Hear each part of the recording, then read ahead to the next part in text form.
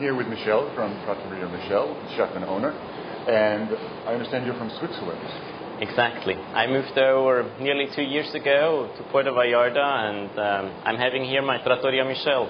And how long has the restaurant been open?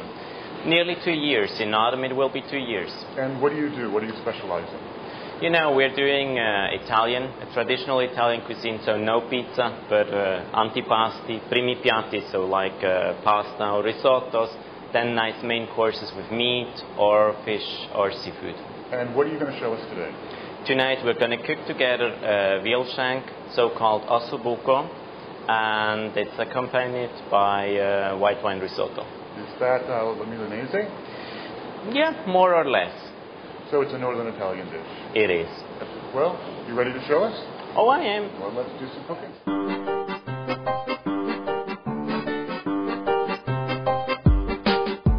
Okay, Michel, what do we have here? We have all the ingredients we need for the ossobuco. So we start with the vegetables. We have some leek already cut. Celery in small nice cubes. Carrots also, not too small cut. Then the spices, we have shallots, we have thyme, rosemary. Okay. The most important actually, it's the veal shank. When you buy it, please ask your butcher that it's already cleaned up, so that it's trimmed and ready to cook. So, then we have white and red wine we need for the sauce, the beef stock and the homemade gravy. We're now flouring the veal shank. Take one per one, it's easier. Just take some flour in your hands, put it over, and then turn it that all the sides are nicely floured, okay? Okay, so not too thick? No, not too thick, it just burns in the pan. Okay. That's completely enough, okay? Right. High heat, wait until it's nearly smoking the oil, and then put it in, and let it sear for a moment. That's it. So what does this whole process just brings out more flavor in the meat and then in the final cooking process? Yeah, you know, it adds more flavor. It helps to sear the pores, so we don't have all the juice getting out. Okay, so it's actually holding the juices in. Yes, exactly. Sear it on every side until it's slightly brown. Okay? You see? And this is using extra virgin olive oil? Yes, exactly. We just use extra virgin olive oil for all our dishes. Okay. Okay, so you've floured, you've seared, now what do we do? So we take the ossobucos and we put them in a baking pan. You know, when you have cast iron, even better, but just put them together in a pan. Add the leek, nicely distributed. And how much is that? That's about 1.5 cups? Yeah, more or less. The celery, you know, we don't measure, we go by feeling. And the carrots. So 1.5 to 2 cups each. A little bit more carrots and celery. You know, the goal is it should be nice packed in. That's the way it should look. Because that's going to infuse everything with its flavor, yes? Exactly. Okay. So, what we're going to make then, we have the herbs. We do not want to have the herbs at the end in the dish, so we take a leaf from the leek and we pour that in. It's like a bouquet garni almost. Exactly. Toothpick, you fix it, and that's it. Very attractive. Yeah. Now, for me, very important is to use red and white wine. Okay. We do so because just red wine would add too much acidity to the dish. Okay. So we mix it up. Don't be cheap with the wine, please. So almost half a bottle. Yeah, half and half a bottle. For 3 ossobuco. Then, a little bit of the beef stock. About a cup of that. And at the end, with your gravy. And about 1.5 cups of that. No more. It needs to be completely covered. Okay. You see. So just to the top of the meat. Exactly. Put a little bit more on. That's it. Now we're covering it with olive oil, and then it goes to the oven, low heat, and we can forget it for the next 3 hours. Low heat. 200 centigrades. Okay. Now it's ready to get covered with aluminium foil. All right. I assume it needs to be really tight around the edges. No, not really. No, it's okay if You know, this way. Just close it a little bit, and this way it goes to the oven. Okay.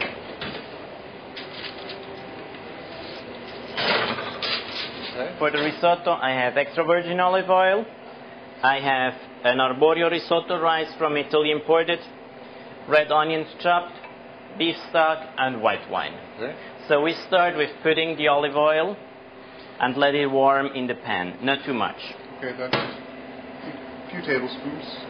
Yeah, so the rice, just a little bit, and then just slowly let the rice soak in the oil, okay?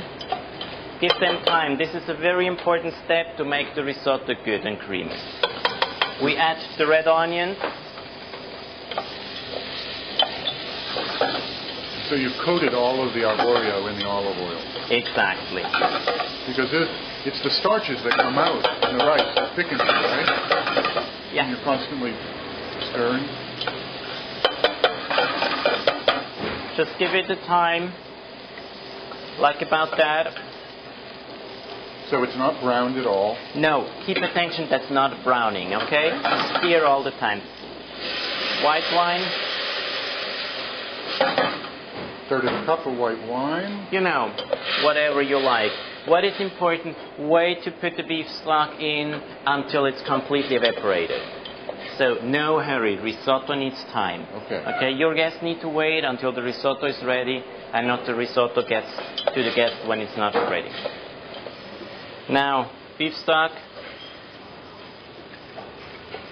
we add time for time, so spoon for spoon for spoon. Little by little. Little by little, reduce the heat, and let it simmer slowly. Okay. Okay. What we're going to do here is the cremolata. Cremolata is the decoration what we put on the hot ossobuco.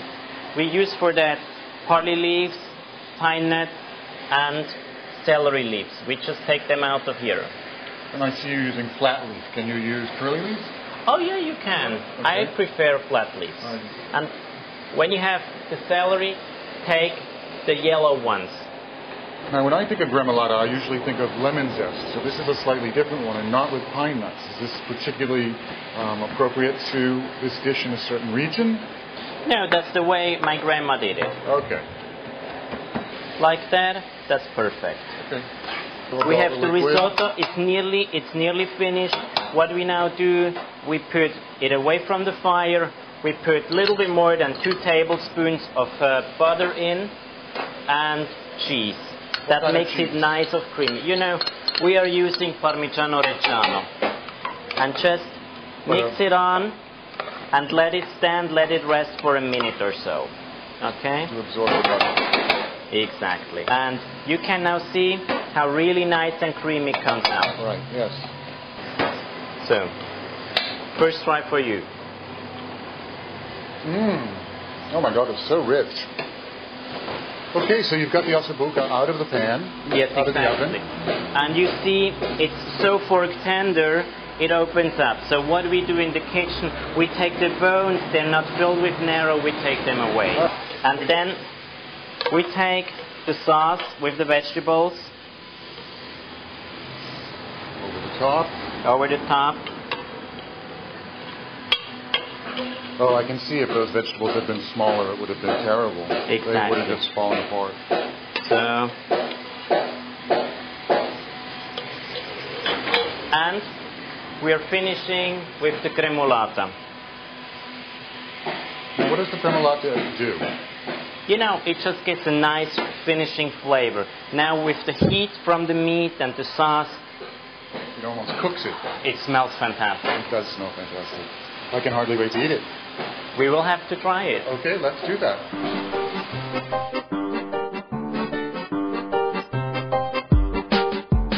Okay, well, the ossobuco is just about to come out of the oven, and Michel has chosen 3 wines for us. Wines are so important because you've got wine in the dish, so pairings are crucial. What have you chosen?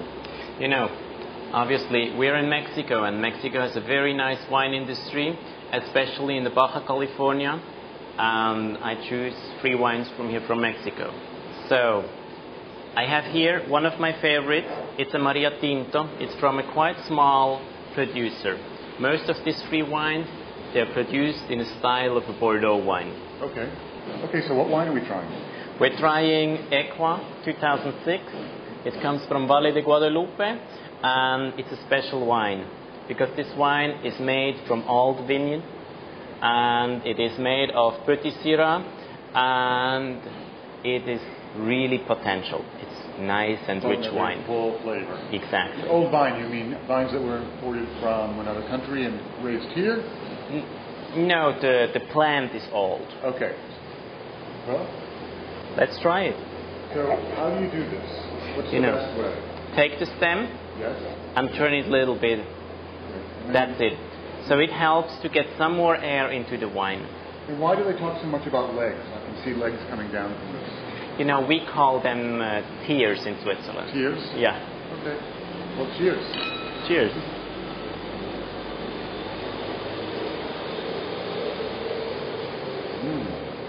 Nice. Delicious. Smooth, but full body, nice tannins. Delicious. We shouldn't have tried the ossobuco, if not it gets cold. Okay, I'm ready. Thank you very much. It looks fabulous.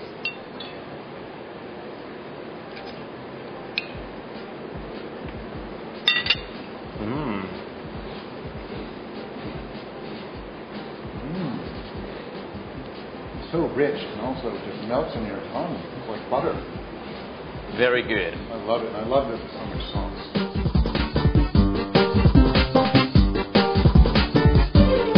It was exquisite, as it always is.